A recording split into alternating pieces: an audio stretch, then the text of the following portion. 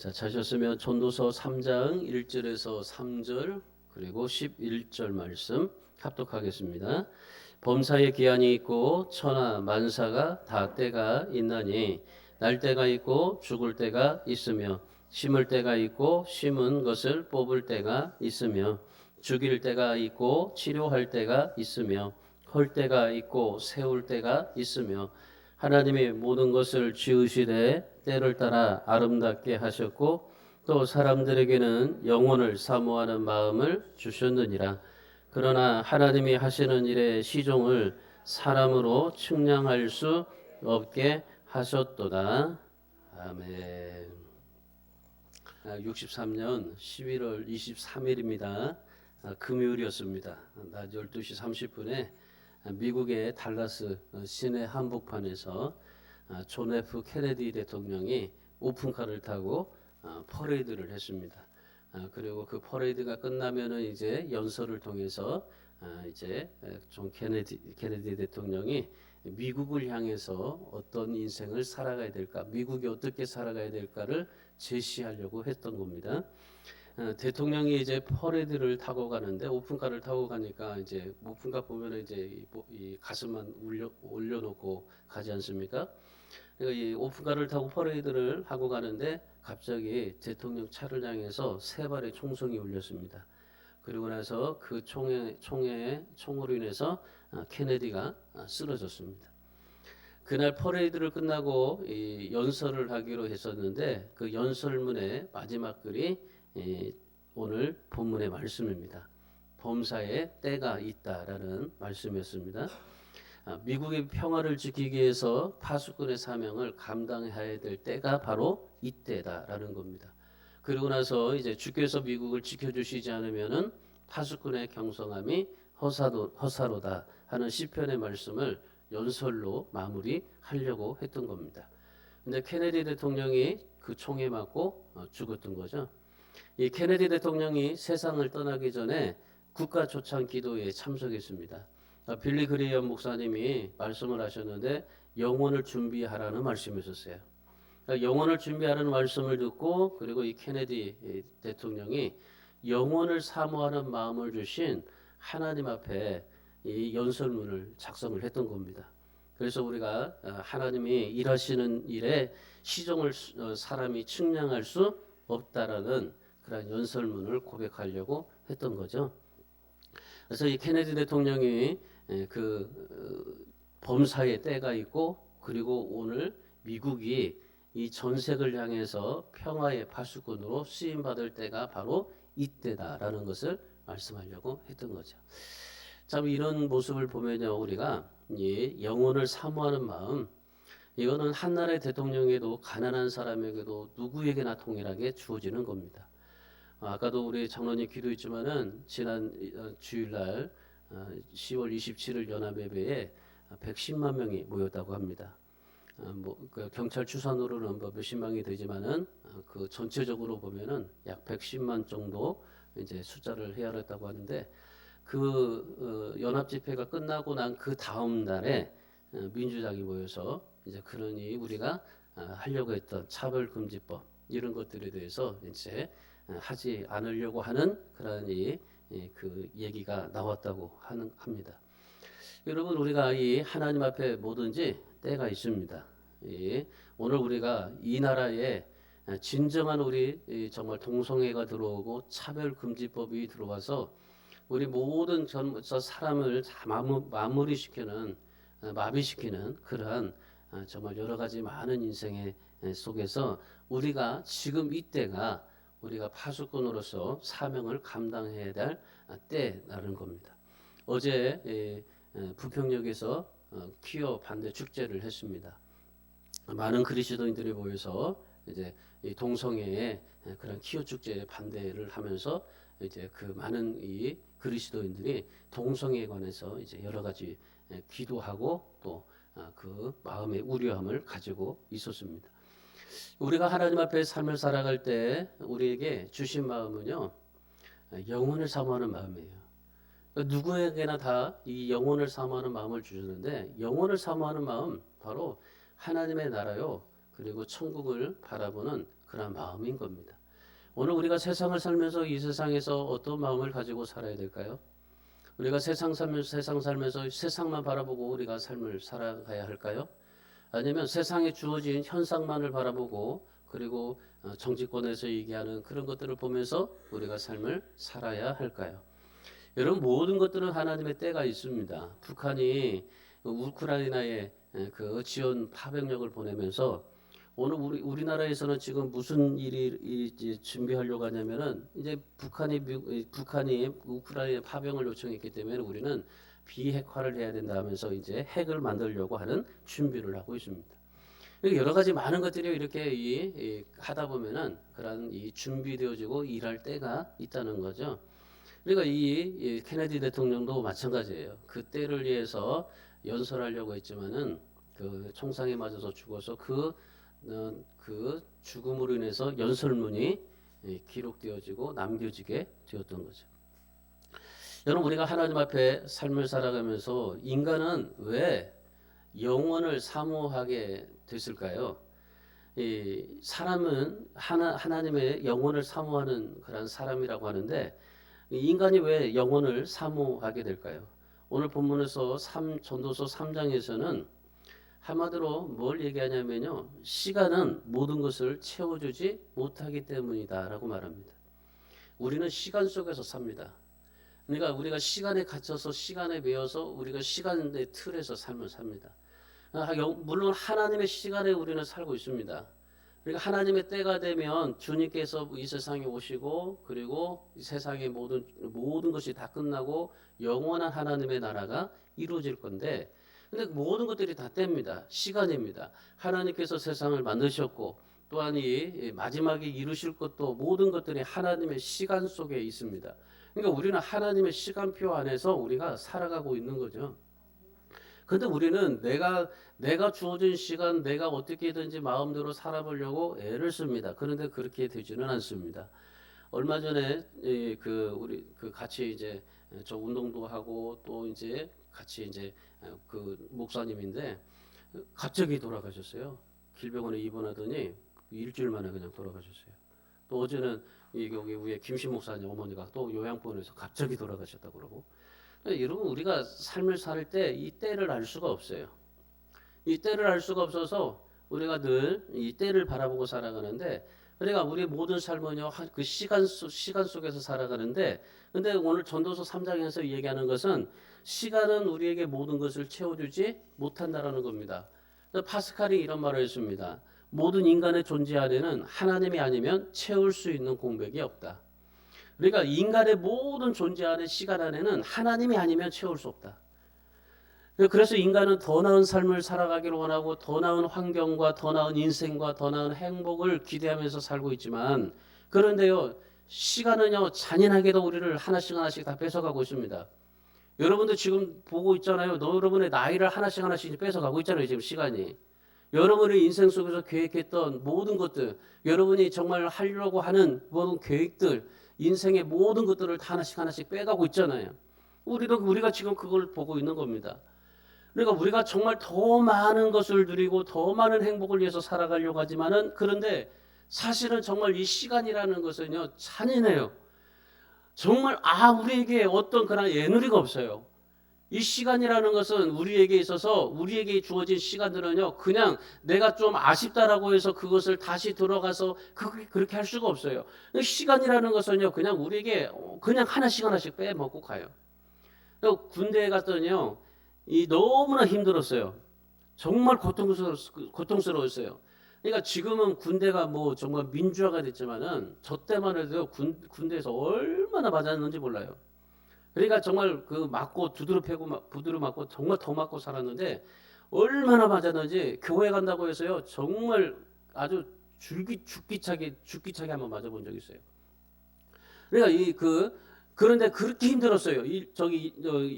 일병 때 그렇게 힘들었는데 어떤 그 상병이 저한테 딱 와서 하는 말이 딱 한마디 하더라고요. 너무 힘들어가지고 정말 제 그 동기 중에는 탈영을 했었어요. 너무 힘들어서. 그래서 여러분 정말 그 짬밥 먹어본 경험이 그 짬밥이요. 그냥 짬밥이 아니라 이 그 훈련하다가 이 그 버려진 짬밥들 그것도 먹어본 적이 있는데 얼마나 힘들었는지 몰라요. 근데 그 상병이 딱 저한테 와가지고 예수 믿는 상병이었었어요. 교회 다니는. 너 교회 다니지? 그러면서 이제 하는 말이 뭐라고 하냐면요. 야, 국방부 시계는 돌아간다 그래요. 딱 한마디고 하더라고요. 야, 국방부 시계는 돌아간다. 그러니까 정말 힘들어 죽겠는데 뭐예요? 저녁 날짜는 돌아온다는 거죠. 하다 보면. 국방부 시계는 돌아간다는 거예요. 그래서 제가 그 말에요. 얼마나 힘을 받았는지 몰라요. 그래가지고 야 그래 힘들어도 국방부 시계는 돌아간다. 그러면서 나는 전역한다. 그렇게 생각을 하고 그리고 참고 견뎠어요. 그러고 나서 이제 그 이병 때 그리고 일병을 달고 나니까 어떻게 되냐면은 그 이제 같이 있었던 그 군종이 제대를 했습니다. 그래가지고 제가 군종을 했어요. 원래 저는 군종으로 주특기를 받았어요. 논산에서 980 주특기를 받았어요. 그런데도 제가 그 군종 생활을 못했어요. 왜 다 그 티어가 차 있어가지고. 그래가지고 내가 군종으로 갔는데 왜 이렇게 해야 되지?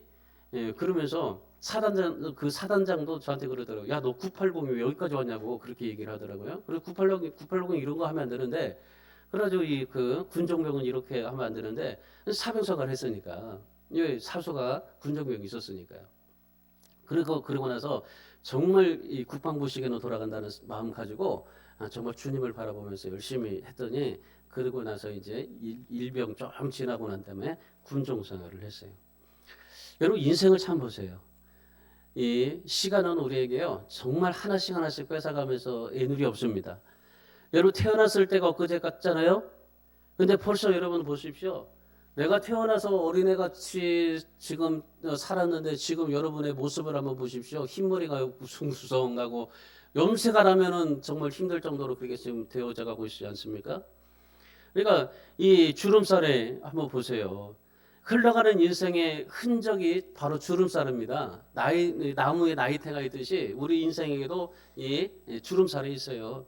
흔적의 주름살을 지울 수가 있습니까? 하긴 뭐 요즘에 보톡스 해가지고 뭐 주름살 다 지우긴 합디나만 그리고 요즘에는 뭐 이 그 아기, 어린이, 청년, 아줌마, 할머니 이렇게 네 구분으로 되어져 있는데 요즘은요 할머니가 빠진다고 합니다. 그래서 이 할머니라고 부르지는 않는다고 그래요 요즘에는. 그래서 아기, 어린이, 청년, 보톡스 아줌마 그렇게 되어진다고 그래요. 그리고 얼마나 지금 뭐 저기 주름살을 빼버리고 얼마나 그렇게 돼가고 있는지 여러분도 보면 그러잖아요. 같은 친구들 만나면은 나보다 어떻게 너는 그렇게 늙었냐 그렇게 얘기를 하고 있잖아요. 한 기자가 록펠러에게 그렇게 물었다고 합니다. 당신은 지금까지 소유한 부유함으로 만족하십니까? 그렇게 물어봤어요. 요새 놀랍게도 이 록펠러가요 정말 그렇게 전 세계 갑부였잖아요. 그럼에도 불구하고 아닙니다라고 그렇게 얘기했던 겁니다. 그러면 얼마나 더 소유해야 당신은 만족할 수 있는 삶을 살 수가 있습니까? 그렇게 물어봤어요. 그랬더니 록펠러의 대답이 뭔지 아십니까? 조금만 더요. 그래. 조금만 더. 야, 그렇게 정말 누리고 그렇게 모든 것을 얻었음에도 불구하고 조금만 더요. 우리 인간은요 끊임없이 만족하지 못합니다. 목마름에 정말 부족함에 목말라하고 있는 것이 우리 인생인데 누구나 마찬가지입니다. 젊은 사람도 성공한 사람도 마찬가지예요. 우리 세미도 마찬가지고 조금만 더 내가 노력하고 조금만 더 있으면은 막 그래. 저번 우리 저기 그 대학교 어디였더라? 거기 세종대학교인가 갔을 때 조금만 더 해가지고 연세대 가고. 그러니까 조금만 우리 인생에 조금만 더요, 조금만 더. 모든 게 다 조금만 더요. 우리 목사들도 마찬가지고 인생조차가 마찬가지 조금만 돼요. 그러니까 모든 사람들이요 조금만 더 하면서 이게 뭘까요? 더 정말 조금만 더 해서 내가 뭔가를 이루려고 할까요? 아니요. 만족하지 못한다는 거예요. 만족하지 못한다는 거. 내가 모든 삶에서 만족하지 못하니까 조금만 더 그래요. 여러분 시간이라는 것은요 결코 여러분에게 돈과 쥐 성공한다고 해서 만족할 수 있는 게 아닙니다. 그러니까 이 세상의 시간으로 우리에게 채워질 수 있는 것은 아무것도 없습니다. 오직 하나님의 시간밖에 우리를 채울 수밖에 없는데 오늘 본문 11절에서 그렇게 말합니다. 하나님의 모든 것을 지으시되 때를 따라 아름답게 하셨다고 합니다. 여러분, 우리는 하나님의 말씀을 귀 기울여야 될 게, 우리 말씀을 통해서 우리가 정말 내 마음속에 적용해야 될 게 바로 그거예요. 하나님의 모든 것을 지으시되 때를 따라 아름답게 하셨다. 그러니까 하나님 앞에 우리가 살아가야 될 신앙에서, 인생에서 중요한 의미는 뭡니까? 때를 따라 시간에, 하나님의 주어진 시간 속에서 아름답게 살아가는 것이 우리가 해야 될 일입니다. 여러분, 지금 인생을 아름답게 만들어 가야 되고, 내 신앙을 아름답게 만들어 가야 되고, 내 모든 삶 자체를 아름답게 만들어 가야 되는 게 바로 우리예요. 왜냐하면 하나님께서 모든 것을 지으셨는데 때를 따라 아름답게 하셨기 때문에, 때를 따라 아름답게 하셨던 그 하나님 앞에 우리가 때를 따라 내 자신이 아름답게 만들어져 가야 되는 겁니다. 그래서 우리는 때가 있는 겁니다. 그 때에 맞춰서 우리는 뭐 해야 돼요? 아름답게 인생을 만들어 가야 되는 겁니다. 하나님께서 우리 인생을 아름답게 만드셨고, 또한 우리가 아름답게 삶을 살아가는 인생이 되라고 하시는데, 우리가 왜 영혼을 사모해야 돼요? 영혼을 사모하는 인생이 어떻게 삶을 살아야 정말 아름답게 삶을 살았다라고 말할 수 있을까요? 하나님께서 아름다운 인생을 만들려고 하는데, 그 아름다운 인생을 살려면은 우리가 어떻게 하면 될까요? 자, 오늘 솔로몬이 정말 그런 아름다운 인생을 삶을 살기 위해서 여러 가지 말하지만요, 두 가지만 얘기할게요. 맨 처음에 얘기하는 것이 우리에게는 중요하잖아요. 자, 이 솔로몬이 아름다운 인생을 삶을 살기 위해서 첫 번째로 말하는 게 뭐냐면은 질서 있게 살아라 그래요. 질서 있게 살아라. 질서 있게. 질서를 가져라. 본문 2절 말씀 보세요. 2절에 보면 날 때가 있고 죽을 때가 있고 심을 때가 있고 심을 것을 뽑을 때가 있고. 자, 보세요. 날 때가 있고 죽을 때가 있습니다. 심을 때가 있고 심은 것을 뽑을 때가 있습니다. 이게 뭘까요? 다 질서예요. 질서. 인생은 뭐예요? 인생은 첫 번째로 질서 있는 인생을 살아가는 겁니다. 전철 안에서 이런 일이 있었습니다. 어떤 아줌마가요, 열심히 그냥 이제 전철 문이 열리면 뛰어 들어가려고 막 준비를 하고 있었어요. 여기 땅 하려고 이제 준비하고 있었어요. 이제 들어가는데 요즘에는 보면요, 옛날에는 다 노약자 뭐 임산부 자리가 없었어요. 근데 지금은 거의 장애인, 노약자, 임산부가 거의 있어가지고 그 사람들이 앉을 수 있는 공간은 이 가운데 뭐 그쪽이 좀밖에 없어요. 그러니까 어떤 아줌마가 노약자 이제 좌석이 딱 들어오니까 빈자리가 하나 딱 보였던 겁니다. 재빠르게 갔습니다. 앉아가지고 재빠르게 막 뛰어가서 앉아서 하는 말이 오 주여. 그리고 옆자리에다가 자기 핸드폰을 탁 얹어놓더니 뭐라고요? 소리치면서 권사님 이리 와. 여기 앉아. 사람들이 어떤 반응을 했을까요? 오 주여. 여러분, 그리스도인들은 질서의식을 보여줘야 돼요. 참 이 보편적인 일이지만은 한마디로 무질서하고 무리함이 가득한 게 그리스도인들입니다. 오늘 본문 2절에서 그리스도인들에게 어떻게 살라고 말합니까? 인생을, 솔로몬은 자기 자녀들에게 제일 첫 번째로 아름다운 인생을 살기 위해서 첫 번째로 뭐라고 그래요? 질서 있는 인생을 살아라. 질서를 지키면서 살아라. 사도 바울이 고린도전서 14장 33절에서 하나님은 무질서의 하나님이 아니시다라고 말씀을 합니다. 그러니까 질서를 지키라고 그래요. 우리 무료급식도 하면 보면요, 이제 이분들이 일찍 와요. 일찍 와서 이제 하고 일찍 와서 기다리고 이제 기도해 달라고 해서 이제 기도를 해요.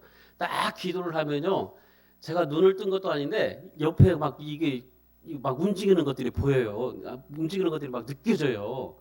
그럼 어떤 분은요, 이게 기도를 하고 있는 자 옆으로 와요. 그리고 나서 기도 끝나면요, 어떻게 합니까? 잽싸게 저쪽으로 가 있는 분들이 저기 줄이 딱 서 있는데 앞으로 딱 앞에 가 있는 거예요.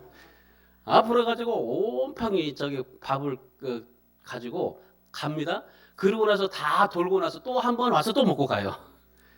그러니까 참 우리가 이런 이 질서를 생각할 때 이 질서가 참 우리에게 무질서가 참 이렇게 있는데, 그래서 저는 뭐 그렇게 뭐 줄 딱 서가지고 하는 게 아니고 은혜롭게 그냥 와서 먹고 가라고 하는데, 솔로몬이 자녀들에게 강조하면서 인생을, 아름다운 인생을 살기 위해서 상기시키는 메시지가 뭡니까? 바로 질서. 자, 이 질서는 뭐라는 거예요? 하나님을 닮으라는 겁니다. 왜요? 하나님은 무질서의 하나님이 아니시다라는 거죠. 그래서 하나님을 닮아가라. 하나님을 닮아서 인생을 살아라. 하나님은 질서의 하나님이시고 하나님께서 우리를 창조하실 때도 질서 있게 창조하셨다. 그래서 그 하나님을 닮고 하나님을 본받으면서 살아라. 누가복음 9장에 보면 오병이어 사건이 있지 않습니까? 이 오병이어 사건이 기록되어 있는데 거기에 오병이어 사건에 보면은 거기에 남자들만 5천 명이 모였다고 합니다. 계수해 보니까 남자만 5천 명이에요. 그러면 여기에 여자와 아이까지 합치면 약 2만 명 정도 됩니다. 자, 배고픈 2만 명에게 음식을 나눠줄 때 어떻습니까? 대혼란이 일어납니다. 자, 우리가 지금 우리가 보면은 우리도 보면은 뭐 100만 110만 명이 모였다고 하는데 그러면 지금 우리가 이 10월 27일 날 모였던 110만 명의 두 배가 지금 오병이어 사건 속에 그 광야 속에 있게 됐다고 한번 생각해 보십시오.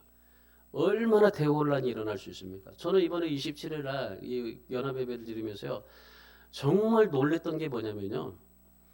야, 그 예배를 드리고 이제 시작하려고 하는 순간에 딱 이제 사도신경 하면서 이제 딱 시간에 비가 오더라고요. 저는 비가 오면은 사람들이 다 갈 줄 알았어요. 일어날 줄 알았어. 근데 한 명도 일어나지 않고 근데 거기서 예배를 드리는 모습을 보면서요. 참 저는 진짜 그리스도인의 이 질서, 이 품위, 야 정말 정말 제가 감동을 받았어요. 아마 비 왔으면요 막 혼란이 일어났을 거예요. 어? 비가 이제 내리려고 하는 그 찰나니까 더울 수도 있고. 그런데 다 비옷을 준비하고 다 우산을 준비하고 다 그랬더라고요. 우리는 그냥 아무것도 안 하고 그냥 갔는데, 근데 다들 그렇게 준비하고 갔더라고요. 참 우리가요 제가 그것을 보면서 야 이런 대혼란이 일어날 수도 있었는데 얼마나 질서 있고 얼마나 품위 있게 집회를 했는지 정말 세상 사람들도 이 집회에 감동받았답니다. 여러분 지금 이 오병이어 사건에 그 5천 명 남자만 5천 명 그러면 이 다 합치면 그냥 뭐 이 2만 명 정도 되는 사람들인데 그런데 그 대혼란이 일어나는데 음식을 나눠줬어요. 나눠줄 때 어떻게 했습니까? 더 받으려고 애를 쓰지 않겠어요. 우리도 지금 보면은 고작 30명이 오는데 그 더 먹으려고 더 얼마나 애를 써요. 그러니까 그때 예수님께서 어떻게 하셨습니까? 누가복음 9장 14절에서 다 예수님이 50명씩 앉혔어요. 50명씩 50명씩 50명씩 해가지고 2만 명을 다 앉혔어요. 그러고 나서 12바구니를 남게 했던 겁니다. 여러분 하나님은요 질서의 하나님이십니다. 우리는요 그리스도인으로서 질서를 존중하면서 살아가는 사람이 되어야 될 줄 믿습니다. 마귀라는 말이 헬라어로요 디아볼로라는 말입니다. 마귀가 디아볼로, 디아와 볼로라는 두 합성어 단어입니다. 디아는 사이에라는 말이고 볼로는 던지자라는 말입니다. 그러니까 뭡니까? 사이에 끼어서 깽판을 만드는 자 이게 마귀예요. 그러니까 마귀의 이름은요 사이에 끼어들어서 깽판 치는 자. 그러니까 질서를 무너뜨리는 자 이게 마귀예요. 그러니까 마귀는요 우리에게 질서를 무너뜨리게 해요. 하나님과의 질서, 인생의 질서, 우리의 삶의 질서 모든 것들을 다 무너뜨리게 하는 게 바로 이 마귀입니다. 우리 인생을 살면서요 마귀짓 하면서 삶을 살면 안 돼요. 왜요? 우리도 질서를 깨트리면 마귀짓 하고 있는 거예요. 우리는 하나님의 형상을 닮은 사람 아닙니까? 하나님의 형상을 따르고 하나님을 닮고 하나님을 따르고 하나님 말씀대로 살아가는 게 그게 바로 우리예요. 하나님의 형상대로 만드는 사람. 그러니까 마귀는 질서를 깨트리지만은 하나님의 형상을 입은 자는요 질서를 지키면서 살아가는 자라는 말입니다. 그래서 우리가 질서를 지켜서 살아야 돼요. 우주가 영어로 뭡니까? 우주 코스모스잖아요. 질서라는 말입니다. 질서. 여러분 그래서 이 우주의 코스모스를 딱 가지고요. 이 그 화장이라는 단어가 나온 거예요. 화장. 여러분 이 화장하는 거, 여자들 화장하는 거. 이 화장이 뭡니까? 화장을 영어로요. 코스메틱스라고 말합니다. 그러니까 이 화장할 때도 뭐라는 거예요? 질서를 따라서 하라는 거예요. 하물며 화장할 때도 질서 있게 해야 돼요. 그냥 막 이것저것 막 이렇게 하는 게 아니고 질서에 맞춰서 딱 그 파운데이션 하고 또 뭐 바르고 이렇게 해가지고 딱 하는 거예요. 저도 그렇게 질서 있게 화장을 하고 있습니다. 근데 지금은 요즘에 말하면은 요즘에는 화장을 뭐라 그래요? 메이크업이라고 하잖아요. 메이크업. 이 메이크업이라고 해요. 코스메틱스라고 말하잖아요. 메이크업이라고 그래요. 뭡니까? 요즘에는 질서 있게 화장하라는 것이 아니라 변장하는 거 있는 거 변장, 변장. 그러니까 여러분 여자들 보세요. 화장하는 거 보면은 얼마나 막 찍어 발랐는지 어떻게 해요? 변장하고 있잖아요. 변장. 그러니까 지금 우리가 이런 그런 세상 속에서 살고 있는 겁니다. 하나님은 우리에게 화장을 하라고 했는데 우리는 변장하고 삶을 살고 있는 겁니다. 여러분 질서예요. 오늘 솔로몬이 자녀들에게 가장 첫 번째로 아름다운 인생 살기를 원하느냐? 질서가 있으신 질서 있게 만드신 하나님을 닮아서 질서 있는 삶을 살아가라고 말씀하십니다. 그래서 오늘 우리 주안의 교회 성도님들도 질서를 존중하는 사람 되시기를 주님의 이름으로 축원합니다. 질서를 파괴하는 마귀의 인생, 변장의 인생으로 만들지 말고 하나님이 만드신 아름다운 인생으로 살 수 있기를 주님의 이름으로 축원합니다. 두 번째 솔로몬이 자녀들에게 인생의 아름다운 인생을 살기 위해서 뭐 어떻게 해야 되냐? 품위 있게 살아라. 품위. 자, 3절 보세요. 죽을 때가 있고 치료할 때가 있고 헐 때가 있고 세울 때가 있다. 자, 보십시오. 죽을 때, 치료할 때, 헐 때, 세울 때. 자, 솔로몬이 자녀들에게 강조하면서 상기시키는 두 번째 메시지가 품위입니다. 자, 품위를 지키면서 살아가야 될 중요한 게 뭡니까? 아름다운 인생을 살아갈 수 있기 때문에. 자, 보통 사람들 보면요. 죽을 때, 아플 때, 실패할 때 어떻습니까? 악을 냅니다. 악을 내. 죽는 순간에요. 나 죽기 싫어. 나 죽기 싫어. 아직 죽기 싫어. 그러면서 뭐요? 나 조금 3년만 더 살게 해달라고 그렇게 얘기를 하잖아요. 요 밑에 그 부동산 안 보이길래 물어봤더니 그 강경화로 지금 입원해 있다고 하더라고요. 그러니까 참 우리가 살다 보면요 죽을 때가 있어요. 아플 때가 있잖아요. 실패할 때 있어요. 여러분 아프면 어떻게 합니까? 죽겠다고 하잖아요. 죽겠다고. 얼마나 정말 아프면 그냥 막 힘들어서 막 죽으려고 그래요.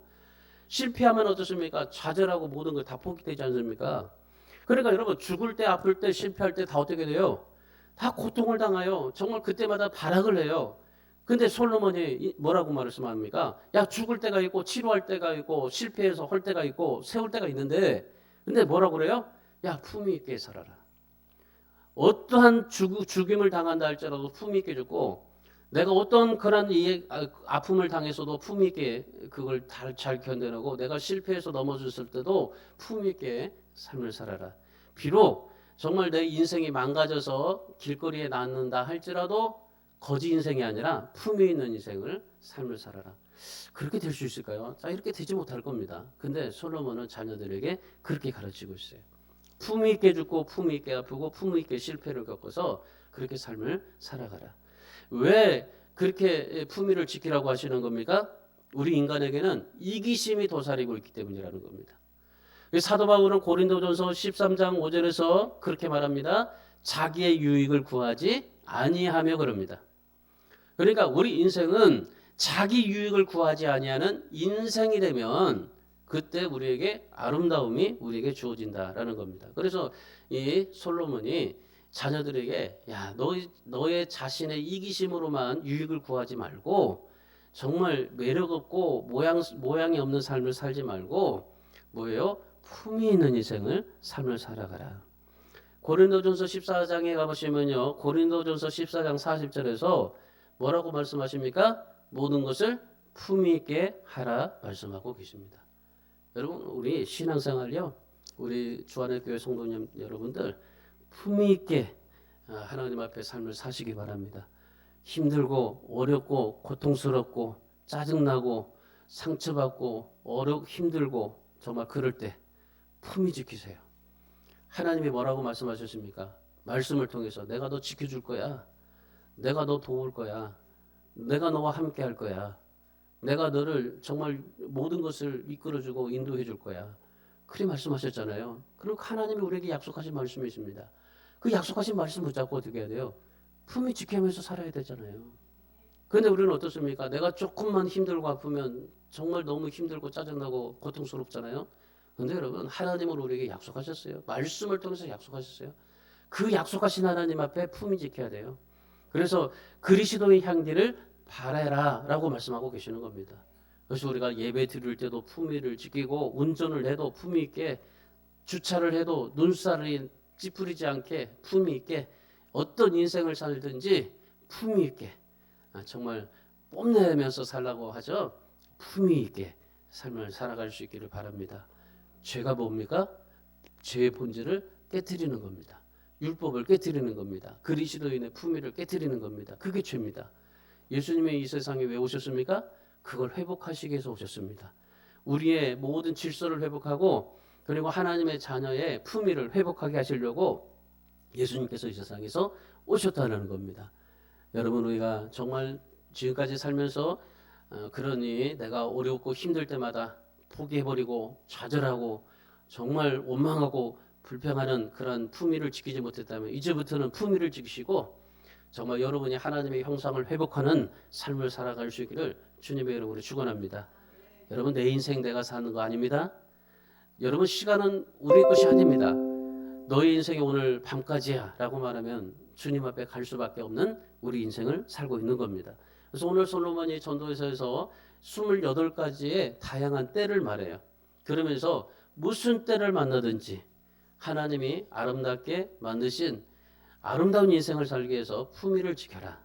그래서 하나님의 인생의 목적에 맞게 내가 지금 너가 있는 곳에서 최선을 다해서 매 순간순간마다 하나님 앞에 감사하고 약속하신 하나님의 말씀을 붙들고 그리스도인으로서 품위를 지켜서 아름다운 인생을 살아가라.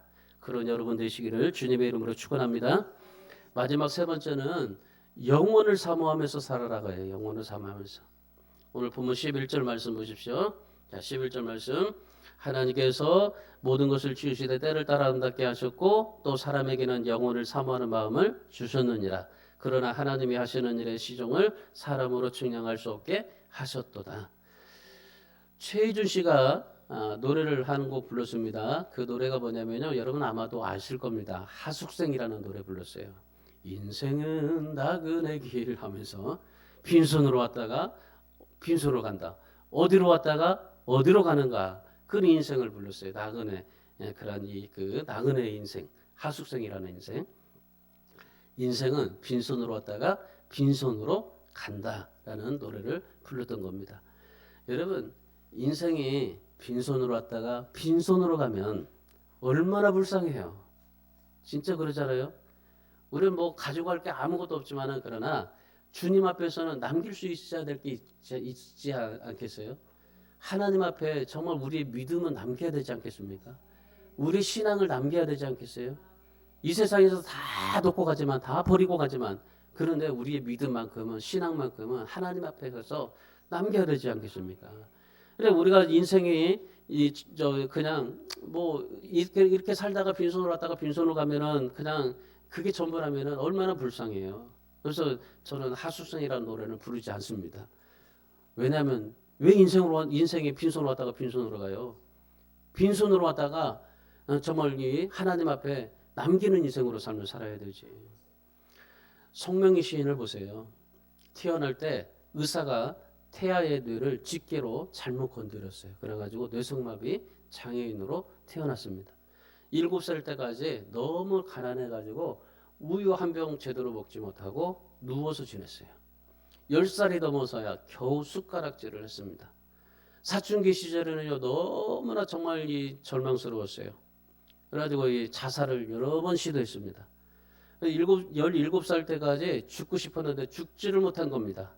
여러분 참 죽어도 죽지 못해요. 죽으려고 해도 죽지를 못하는 인생이에요.